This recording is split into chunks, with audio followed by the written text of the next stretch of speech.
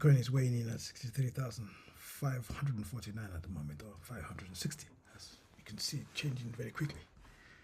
But we're not going to talk about this immediately. Let's quickly go to the liquidation levels. And the main one we're looking at here is this one here at about 62,231, with $204.82 million in cumulative long liquidation leverage. In the shorts, the only area, about two areas here, there's this at about just about 64,000, and somewhere here there's about 64,437. You can throw in the other 64,000, so we're looking between 64 and 65,000 there, a few positions in the short leverage. The largest one being this at about 21.72 million, so it's not that much at all in terms of the cumulative leverage. So we need to go to this chart very quickly and have a look.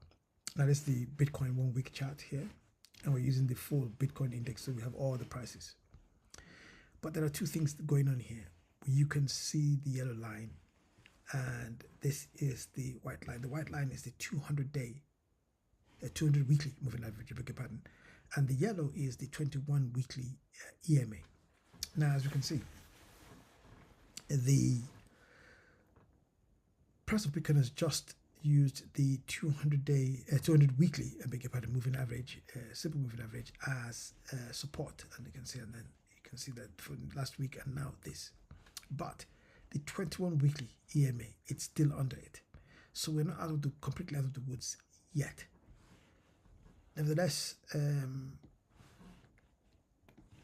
if we go back here to this is now, you remember this chart here that shows us the short-term holders cost basis, as well as the true market mean and realized price and all that.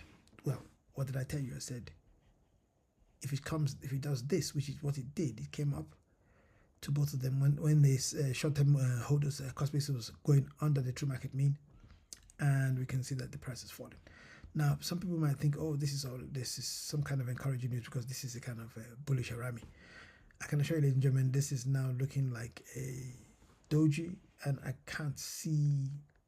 just don't see the strength in that at all at the moment. As I've said before, I still see the price between $50,000 and $60,000 for Bitcoin before we actually see the end. As always, price is about probabilities and not predictions. Anyway, that's me. So keep your eyes and ears open and you're trading sharp. Have a good one.